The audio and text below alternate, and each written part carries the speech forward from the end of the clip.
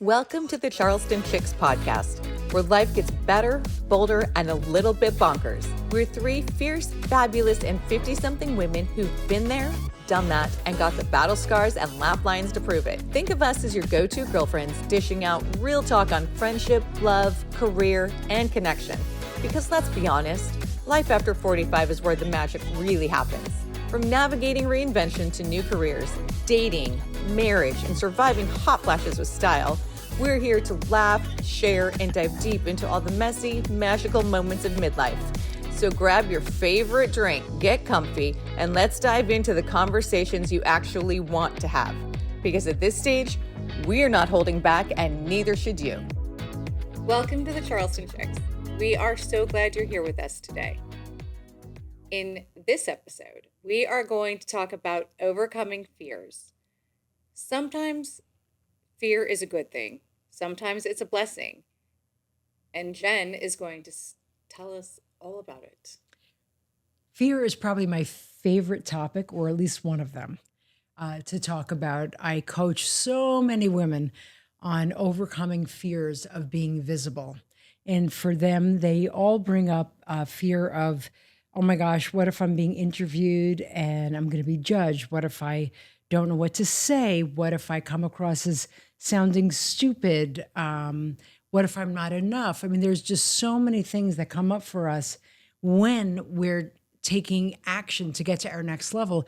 And fear is always what presents to hold us back. And I remember I was probably about 20, 21 years old. I had been performing on stage as a classical pianist for probably 15 years. Nervous before every single concert. And then it became time to give yet another solo piano performance, and I was sick of it.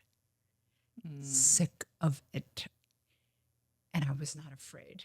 I was just like, let's be done with it. It was my worst performance. It was my most embarrassing. It was awful. And that's when I learned, you know what? I was disappointed that I didn't have fear. Because you didn't care? Yeah. I learned in that moment that fear is a really good thing. It means that we care. And I've learned that in life that when we step into our next level, things that are going to make us grow but make us exceedingly uncomfortable, that fear is a good thing and it's a blessing. And ultimately, our biggest problem as humans is that we think that fear shouldn't exist. But we have to learn that fear coexists with us, and fear is a really good thing. Again, it means that we care. It keeps us sharp. It's a blessing. And how do we learn to befriend fear and use it as a friend and not an enemy? That's been among the biggest things that I've tried to figure out. One of the greatest things that I've figured out is that you must decrease the amount of time between when you decide to do something and actually do it. Time fuels fear. So time in between deciding to do something and actually doing it is like food for the fear. So you have to starve the fear of the time so that you can take that action, which ultimately you know is going to get you to your next level. So it's not really about overcoming fear. Then it's really about, is it assimilating it? Or what would be a better word? Because it's not about getting rid of it. It's about bringing it in and befriending it. Befriending it. I think realizing that it coexists in our life. Mm-hmm. Anytime we try something new, there's going to be discomfort. And so it's about making what's uncomfortable more comfortable. Mm-hmm. And realizing that fear is part of that. It's right if you're driving the car, sports car in my case. If you're stick shift, my favorite. Fear is going to be in the passenger seat. Yeah. And our problem is that we think that it shouldn't even be in the car, but it's in the car. So how do you have fun with that dude in the passenger seat called fear? Make it work to your advantage and realize that, you know what, it's a blessing that it's there, because if it wasn't there, you'll end up with my disastrous piano performance. And ever since then, every time fear has shown up, I've been grateful and I actually thanked it. I go like this. I have like an image every time. I'm like, oh, there you are again, fear. Hi, how you doing? Thank you for being here. Let's go, you and me. And that's how I go through things. Like I like the befriending analogy because it's not about getting rid of it. It's about bringing it in to you and transforming it. So I will say when I think about the fears that I definitely have a fear of failure. And that I think the way that I have transformed or befriended that fear is by shifting my perspective, meaning that I am going to, whatever this experience I'm about to have that I'm afraid I might not do well, I might not show up well, or say the right thing, or succeed in some way, and I'll fail at it, is that whatever happens, I will learn something from it. So I shift to like growth mindset mode. And like, the outcome doesn't matter as much as what I learn from the experience. And it helps me befriend the fear that I feel. And one example I will say is you guys know that I did a podcast interview back in August. I was terrified. Oh my gosh, you were so good. I was terrified. I'd never been on camera. Clearly, it's before we started Charleston Chicks. But we were going to be doing this, and I thought, I've got to get comfortable. And my interview was in my profession, in HR, and I had never done an interview like that, talked about my viewpoints in what I do professionally, and I was terrified. And when the podcast came out, when it was published, I waited 2 or 3 days before I could watch it. I watched it before you did. You did. And I thought you were so great. I know, you were amazing. I was terrified.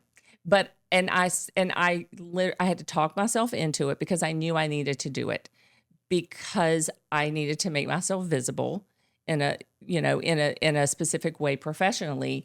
I knew I had something to say that I thought would be helpful, and because they reached out to me for a reason. But I was terrified of looking like an absolute idiot. And so I listened to it, and I was like, okay, what I said made sense. That's great. And then I watched it, because then I had to watch myself visually, and that's always hard, 2 days later. And then you watched it. I sent it to like some family members, and I asked for like actual like concrete feedback, like how crazy did I look,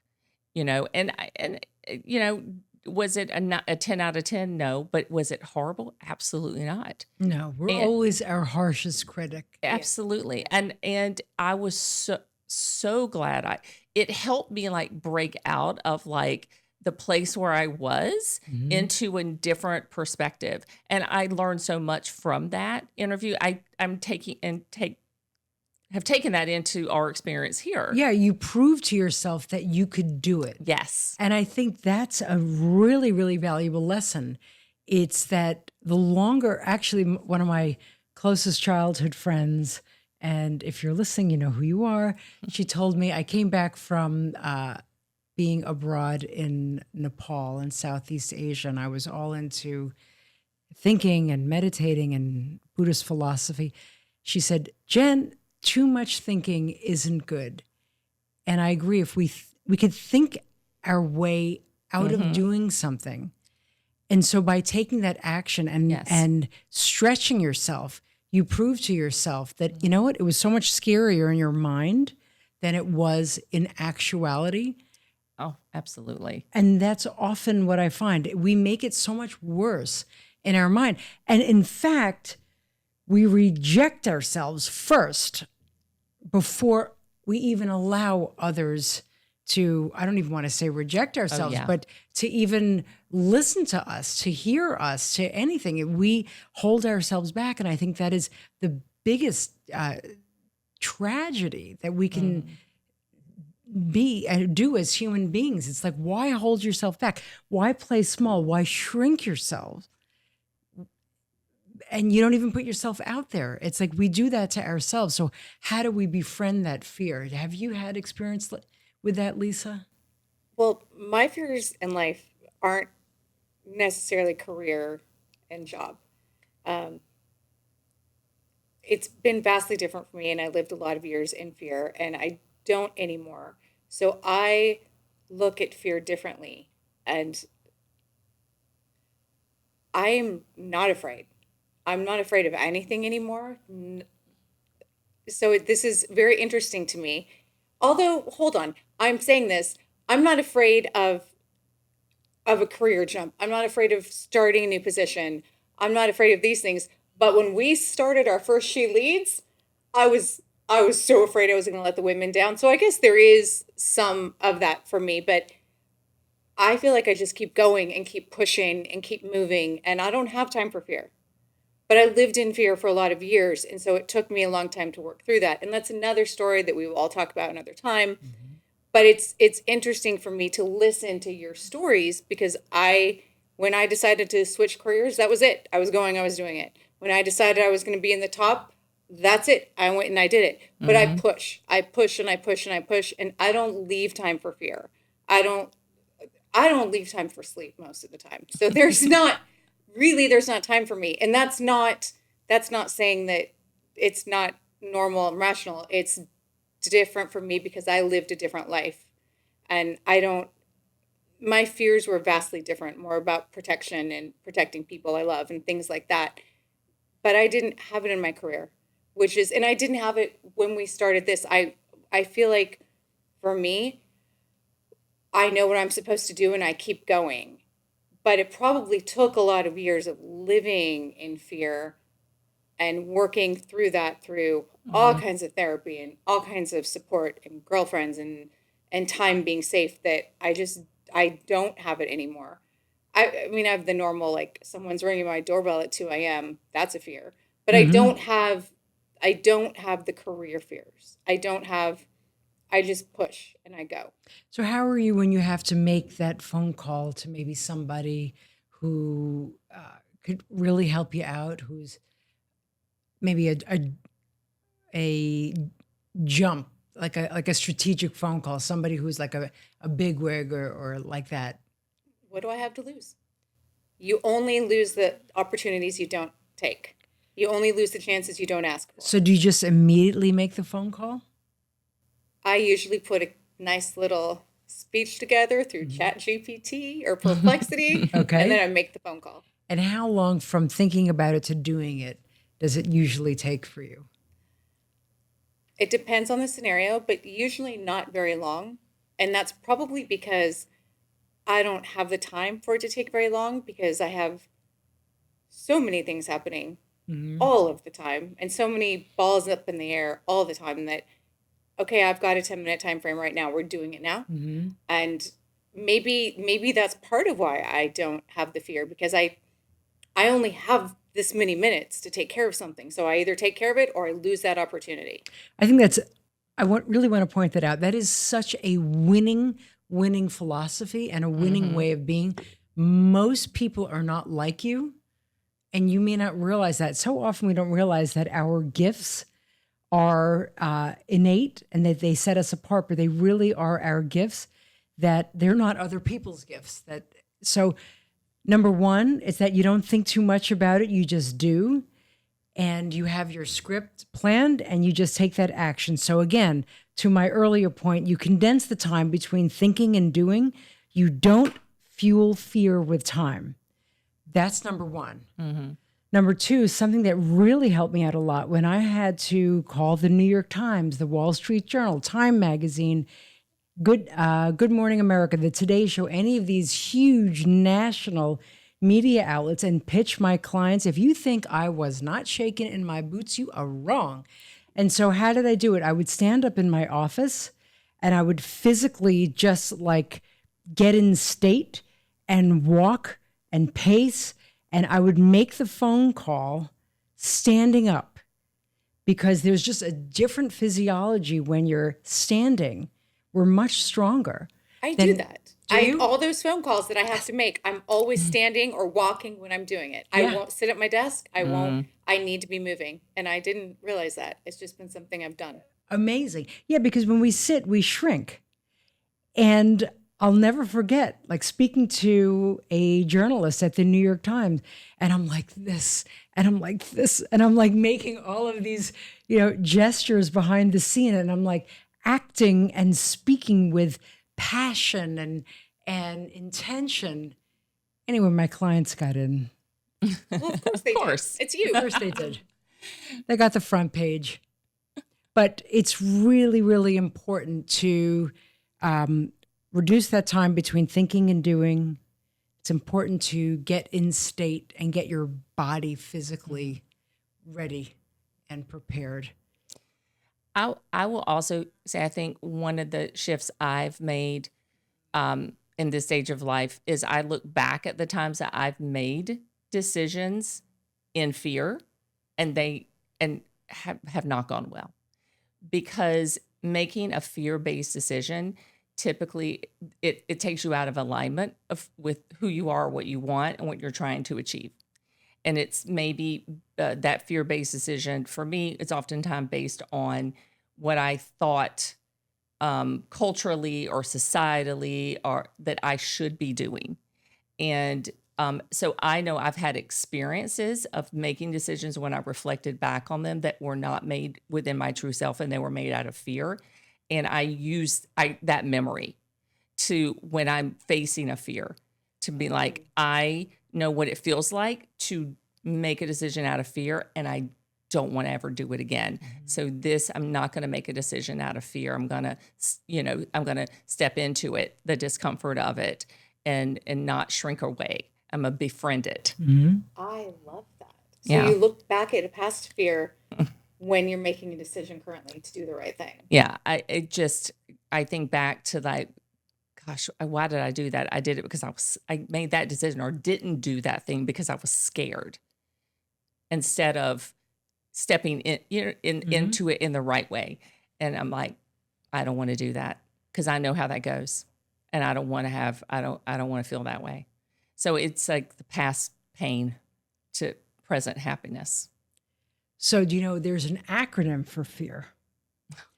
Yes. So it's, here we go. I feel like I know, but. Okay. So it's false evidence appearing real. Or as Tony Robbins said, F everything and run. I love that. I love that. I love the F everything and run. I do that all the time. As fast as I can. Exactly. False evidence appearing as real. Mm-hmm. So when you believe something to be true that's not really true. Exactly. And thank God most of the time our fears don't come to pass. Yeah. That's very true when you really think about it. Mm-hmm. All the thoughts, fearful. It's not like I'm without fearful thoughts, but then they come and go. If they think, they usually don't come to pass. Very well said. So let's give a takeaway for our audience. Be scared and do it anyway. Know that your next level lives on the other side of fear. I'm going to go back to my shifting the perspective is, do it anyway, because whatever happens, you're going to learn. Detach from the outcome and take something from the experience, and just compartmentalize it that way. Disarm it. So my piece of advice is just go for it. Just do it. Don't let there be any time between your fear and doing it, because if you don't leave the time in between, there's not time to be fearful. And besides that, every opportunity you take is an opportunity for growth. You only get what you ask for, not what you don't ask for. Thank you for joining the Charleston Chicks. We are so happy that you've taken time out of your day to spend with us, and we'll see you next week.